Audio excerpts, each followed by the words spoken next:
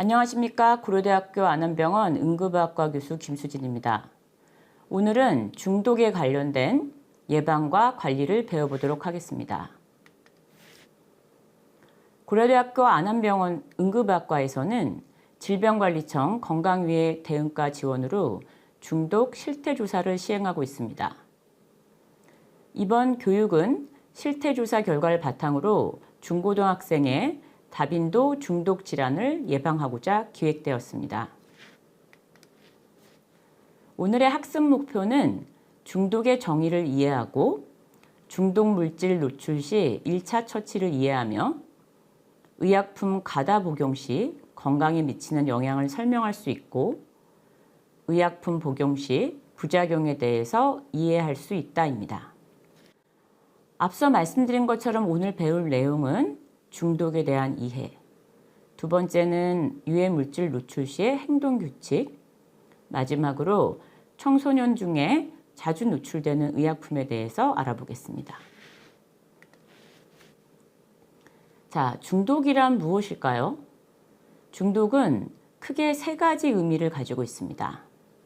첫 번째는 영어로 어딕션, 즉 술과 마약 등의 오랜 기간 사용으로 정신적, 신체적 의존성이 생겨 정상 생활을 할 수 없게 되는 상태를 말합니다. 두 번째 의미는 영어로 포이즈닝, 즉 의약품, 화학물질에 노출되어 신체에 증상이 발생되는 상태를 일컫습니다. 세 번째, 인톡시케이션, 이는 의약품이나 화학제품의 과량 섭취로 인하여 증상이 발현되는 상태를 말합니다. 이렇게 세 가지 의미를 가지고 있는데 이 중에 오늘은 두 번째와 세 번째 의미에 대해서 살펴보도록 하겠습니다.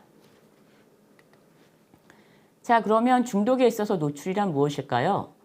노출이란 일정 기간, 일정 빈도로 경구, 흡입, 피부의 경로를 통해서 유해 물질과 접촉하는 것을 말합니다. 이 중 가장 흔하게 노출되는 경우는 경구입니다. 즉, 입으로 먹거나 마시게 되는 경우를 말합니다. 자, 이러한 세 가지 노출 경로, 즉 경구, 흡입, 피부 노출에 의해서 노출이 발생하게 되는데 첫 번째 경구 노출의 경우에 의약품의 경우를 예로 들어보면 가장 많은 것은 과다 복용, 즉 과용, 오용, 남용 세 가지로 분류할 수 있겠습니다. 두 번째로 흡입 노출은 가장 많은 것은 연탄가스 등에 의한 일산화탄소 중독 또는 화재 현장에서의 독성가스에 노출되는 경우를 말합니다. 피부 노출의 경우에는 화학물질에 피부가 접촉되는 경우가 있는가 하면 뱀이나 벌, 개미 같은 경우에 물리는 곤충에 의한 쏘임도 피부 노출에 해당된다고 하겠습니다. 이러한 노출이 발생하면 신체에 있어서 증상이 발생하는 여부나 아니면 노출 물질의 유해성을 파악하여 의학적 판단에 의하여 의사가 중독 여부를 판단하게 됩니다. 이러한 세 가지 노출 경로로 유입되는 유해 물질들은 어떤 것들이 있을까요? 의약품, 굉장히 많죠. 처방받는 경우 타이레놀, 벤조다이제핀 등의 수면제, 진정제. 일반적으로 알려져 있는 락스나 세탁세제 등의 가족용품도 유해물질에 속하고 농약이나 염산 같은 유독물질, 독버섯 내지는 벌이나 해파리, 뱀, 개미 등에 의한 곤충에 의한 쏘임, 일산화탄소나 LPG 가스에 의한 중독, 페인트나 휘발유 등도 유해 물질에 속하게 됐고 이러한 유해 물질들이 세 가지 노출 경로를 통해서 몸에 흡수가 되면 독성을 일으키게 되겠습니다. 자, 이러한 물질들의 노출이 돼서 중독이 되면 어떤 증상들이 생길까요? 아까 말씀드린 것처럼 경구나 흡입, 피부를 통한 노출 경로를 통해서 체내에 독성 물질이 흡수가 되면 여러 장기에 영향을 미치게 됩니다. 예를 들면 신경계에 있어서는 의식 저하나 경련 등을 유발할 수가 있고 순환기계에 있어서는 저혈압이나 어지럼증, 호흡기계에 있어서는 호흡곤란, 소화기계에 있어서는 설사나 복통, 비뇨기계에 있어서는 소변량의 감소 등의 증상을 유발할 수 있습니다. 이러한 유해 물질들은 장시간 동안 인체에 머물면서 독성을 유발하고 이러한 독성은 지속적으로 장기에 영향을 주게 됩니다. 장시간 동안 이런 물질들이 남아 있다가 결국은 대변이나 요로 배설되게 됩니다. 자, 그러면 유해 물질에 노출됐을 때 우리는 어떻게 해야 될까요? 첫 번째로 저희가 잘못 알고 있는 민간요법에 대해서 먼저 짚고 넘어가겠습니다. 첫 번째로 유해 물질을 잘못 마시거나 먹었을 경우에 억지로 손가락을 사용해서 구토를 유발한다고 잘못 알려져 있습니다. 이 부분은 오히려 2차 손상을 유발하고 흡인을 발생시킬 수가 있어서 억지로 구토를 유발해서는 안 됩니다. 다만 경구로 노출되었을 때는 입안의 유해 물질을 제거하는 것을 우선적으로 하나 물질이 남아있으면 물로 헹구거나 젖은 꺼즈로 닦아내는 방법을 사용하십시오. 두 번째로 뱀에 물렸을 경우는 많은 사람들이 입으로 상처 부위에 독을 빨아낸다 내지는 피가 통하지 않게 상처 부위를 꽉 묶어 압박한다고 잘못 알고 있습니다. 뱀에 물린 경우는 물린 부위를 심장 아래로 위치하게 하고 상처 부위의 5cm에서 10cm 위쪽을 손가락 2개가 들어갈 정도로 느슨하게 압박하는 것이 적절한 조치가 되겠습니다. 세 번째로 벌에 쏘였을 경우는 벌침에 된장이나 간장, 소주 같은 것을 발라서 독을 중화시키거나 벌침을 손톱으로 긁어서 제거하려고 하는 경우가 있습니다. 이 부분은 잘못된 상식입니다. 일단 벌에 쏘였을 경우에는 호흡곤란이나 얼굴이 붓는 쇼크 증상이 있을 때는 응급실로 신속하게 내원해야 합니다. 그렇지 않은 경우에 벌침이 명확하게 남아있다는 것을 보았을 때는 신용카드 등으로 긁어서 벌침을 제거해 볼 수는 있습니다. 하지만 제거가 되지 않을 경우에는 억지로 손톱으로 긁어내거나 짜내지 마시고 응급센터로 내원하십시오. 또한 통증은 냉찜질 등을 통해서 완화시킬 수 있습니다. 네 번째로 연탄가스 중독, 즉 대부분 일산화탄소 중독의 경우에 동치미 국물을 섭취하면 중화시킬 수 있다라고 잘못 알려져 있습니다. 이 부분은 과학적 근거가 전혀 없는 것으로 일산화탄소, 연탄가스에 노출이 되었을 때는 오염된 장소를 빨리 벗어나서 신선한 공기를 마시게 하는 것이 중요하겠습니다. 자, 그러면 유해 물질에 노출됐을 때 행동 규칙을 6가지로 좀 정리해 보겠습니다. 첫 번째로 대처 방법은 환자가 유해 물질에 노출되었을 경우, 친구가 유해 물질에 노출되었을 경우에 의식 및 호흡이 없으면 119에 빨리 신고를 해서 병원으로 내원하십시오. 상황에 따라서 서울시의 독성물질 중독관리센터에 도움을 요청해 볼 수 있습니다. 이러한 도움은 전화나 카카오 채널에 찍어서 찾아볼 수 있습니다. 세 번째는 노출된 유해 물질을 파악하는 것이 중요한데요. 이를 위해서 사진으로 찍어두거나 물질 정보를 파악해서 의료진에게 전달하면 환자의 치료에 큰 도움이 됩니다. 자, 응급처치 방법에 대해서는 첫 번째로 경구 노출인 경우에는 아까도 말씀드린 것처럼 물로 헹구거나 젖은 꺼즈로 닦아낸다. 흡입 노출인 경우에는 오염 장소를 벗어나서 깨끗한 공기를 마신다. 피부 노출인 경우에는 일단 오염된 옷을 빨리 제거하고 20분간 흐르는 물에 세척하십시오. 자, 이제 지금까지 배운 걸 정리해 보겠습니다. 노출은 3가지 경로, 경구, 흡입, 피부로 여러 가지 방식으로 노출이 될 수가 있다는 점을 기억하시고요. 이러한 유해물질의 노출을 통해서 증상이 발생하거나 노출 물질의 유해성에 따라서 의학적인 판단을 의사가 시행하고 여기에 따른 중독 여부를 판단하여 적절하게 중독 질환을 치료하게 되겠습니다. 자, 여기까지 경청해 주셔서 감사합니다. 학생 여러분 안녕하세요. 고려대학교 안암병원 응급의학과 송주연 교수입니다. 지금까지 여러분들은 중독 유해물질에 대한 일반적인 설명을 들으셨습니다. 이제부터 여러분들 일상 속에서 흔히 노출될 수 있는 두 가지 의약품에 대해서 배워보도록 하겠습니다. 중고등학생에게 다빈도로 가장 많이 노출되는 물질은 첫 번째로 해열진통제 아세트아미노펜 계열 약물이 되겠고, 두 번째로는 수면 진정제로 쓰이는 벤조디아제핀 계열 약물이 되겠습니다.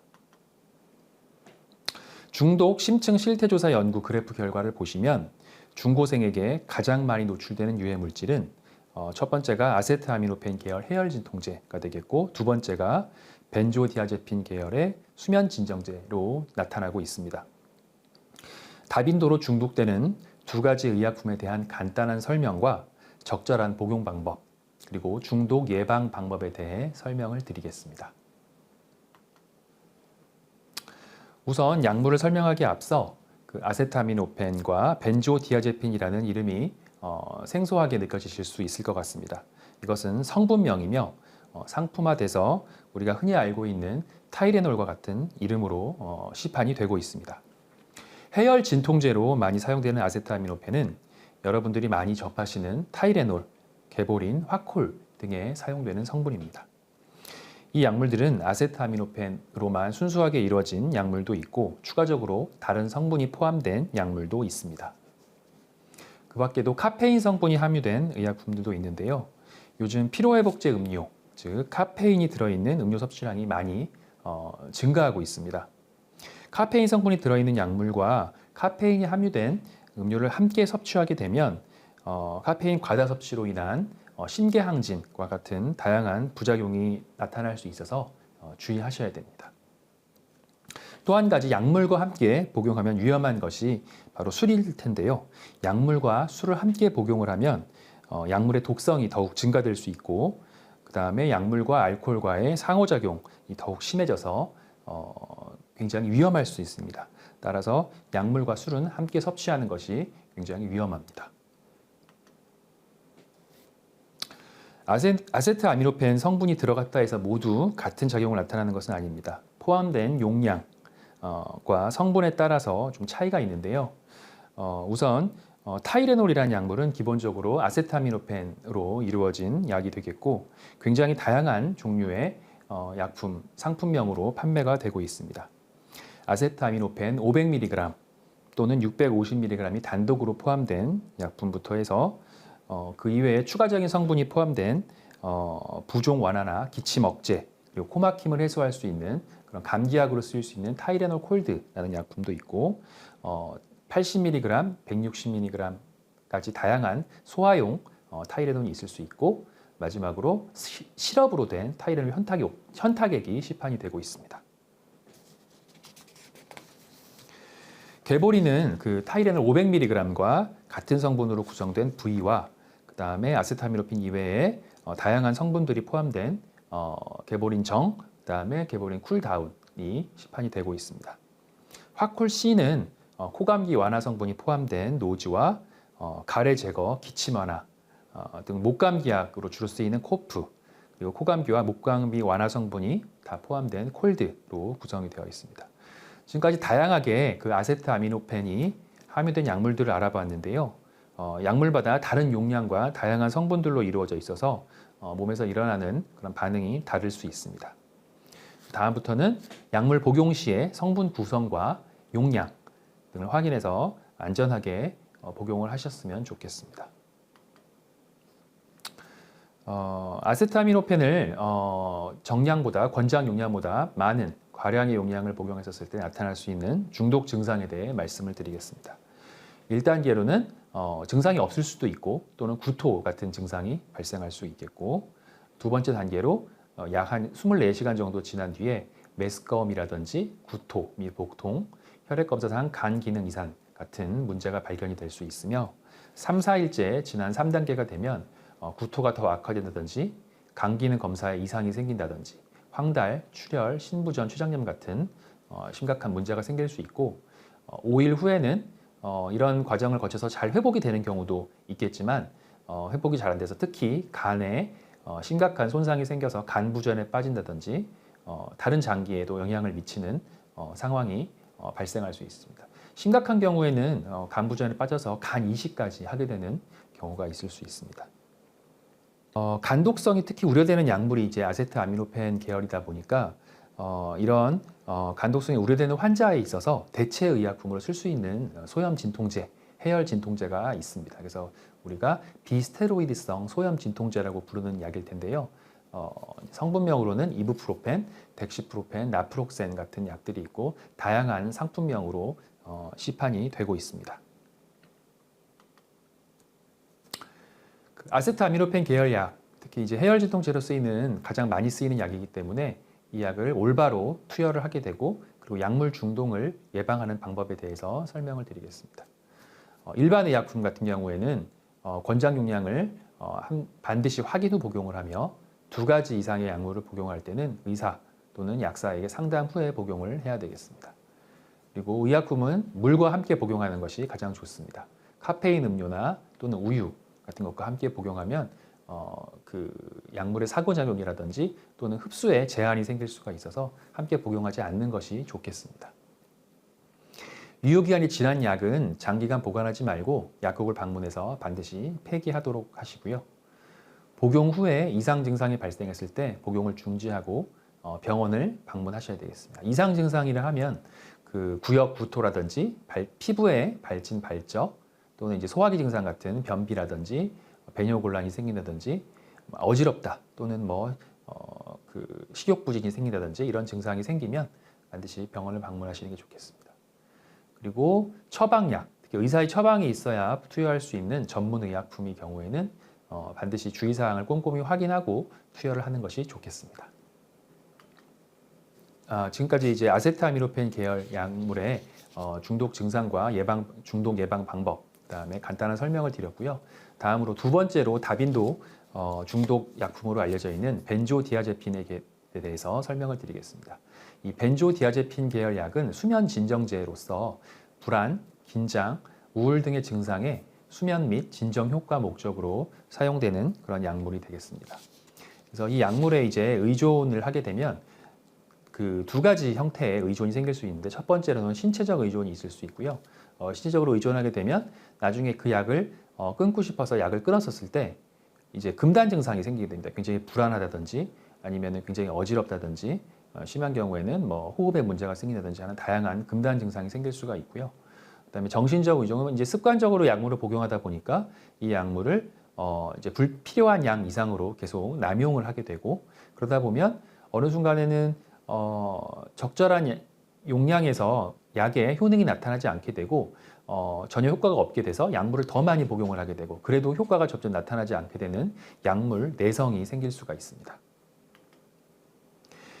적정 양보다 과다 복용 시에 생길 수 있는 그 벤조디아제핀 계열의 약물의 부작용은 한 3가지 정도로 정리를 할 수가 있겠는데요. 첫 번째로는 의식이 저하될 수 있고요. 두 번째로는 호흡 저하로 인한 호흡 곤란이 발생할 수 있고 세 번째로는 혈압이 정상보다 많이 떨어질 수가 있습니다. 이 벤조디아제핀 계열 약물을 본인이 복용할 수도 있겠지만 주변에 가족이나 친구가 과량 복용하는 상황을 목격을 할 수가 있습니다. 그럴 때 보호자로서의 역할도 중요할 텐데요. 노출된 사람의 정보, 그리고 노출된 물질 정보에 대해서 파악을 해서 의료진에게 제공을 한다면 초기에 병원에서 처치를 하고 환자에게 그런 진단적인 접근을 하는 데 있어서 많은 도움을 받을 수가 있습니다. 그래서 노출된 사람 정보로는 첫 번째 나이와 체중, 기존에 어떤 질병을 가지고 있는지, 그리고 평소에 어떤 약을 복용하고 있는지, 그리고 어디에서 그 약을 먹었는지, 그리고 병원까지 도착하는데 얼마나 시간이 걸렸는지 같은 정보들이 중요하겠고요. 그 다음에 그 약이 어떤 물질인지 정확히 알 수 있다면 좋겠지만 그렇지 않은 경우에는 노출 물질이나 제품의 사진이 있으면 도움이 되겠고요. 경구나 흡입이나 피부 같은 다양한 노출 경로에 대해서 그 의료진에게 정보를 제공해 주면 좋겠고, 다음으로 물질에 언제 노출되었는지, 그 물질을 언제 복용을 했는지, 그 다음에 1차 응급처치 여부에 대해서 의료진이 제공을 해준다면 큰 도움이 되겠습니다. 이 수면 진정제 벤조디아제핀 계열 약의 올바른 사용 방법과 약물 중독의 예방 방법에 대해서 말씀드리겠습니다. 반드시 이 약은 의사의 처방을 받아야만 복용을 할 수 있는 약이기 때문에 처방을 받아서 용법 용량을 반드시 지켜서 복용을 해야 되겠습니다. 그리고 약물 의존이 잘 발생할 수 있는 약이기 때문에 처방에 따라서 꼭 필요한 기간만 사용을 하셔야 되겠습니다. 다음으로 아까 말씀드렸던 한 3가지 정도 부작용이 있다고 말씀드렸는데요.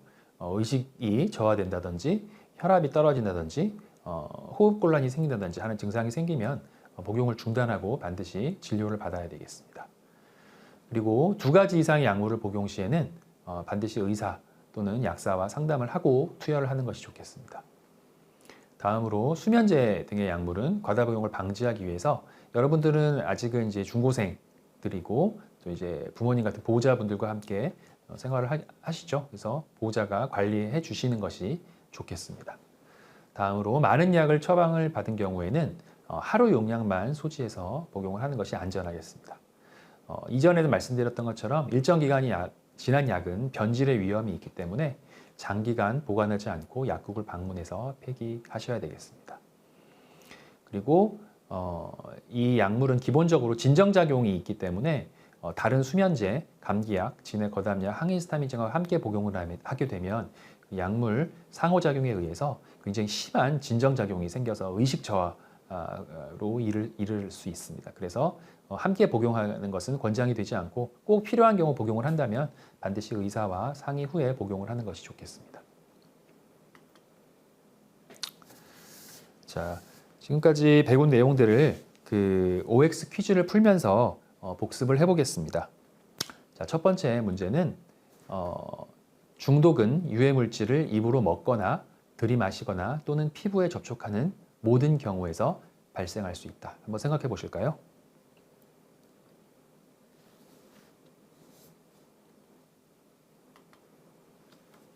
네, 이 내용은 맞는 내용입니다. 중독은 유해 물질을 입으로 먹거나 들이마시거나 피부에 접촉하는 모든 경우에서 발생할 수 있습니다. 그래서 정답이 되겠고요. 다음 문제는 벌에 쏘였을 때 벌침이 확인되는 경우 벌침을 잡아 뽑아 제거한다. 자, 맞는 내용일까요? 틀린 내용일까요?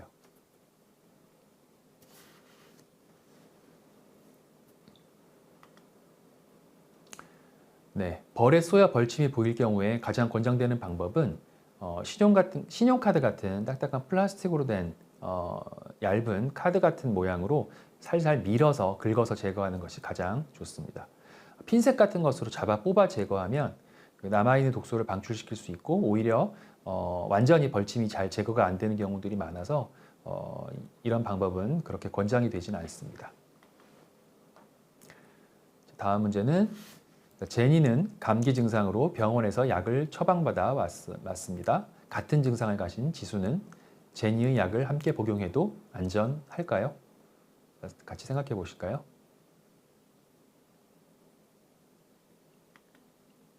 네, 처방약은 개인의 몸무게, 증상, 그리고 질병 등을 고려한 맞춤약이기 때문에 실제로 처방받지 않은 다른 사람이 복용하면 안전을 보장할 수 없습니다. 그래서 이상 증상이 생길 수도 있기 때문에 안전하지 않다가 답이 되겠습니다.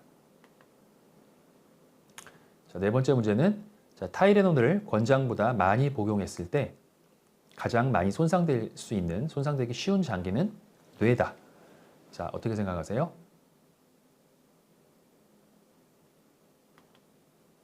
네. 타이레놀 과다 복용 시에 가장 취약한 장기는 뇌가 아니고 간입니다. 그 아세타미노펜 과다 복용 시에 간 손상으로 간 독성이 심해질 수 있고 간 부전이라든지 그런 심각한 문제가 발생을 할 수가 있겠습니다. 자, 다섯 번째 문제는 수면제 또는 수면 유도제는 감기약과 함께 복용해도 된다. 자, 생각해 보세요.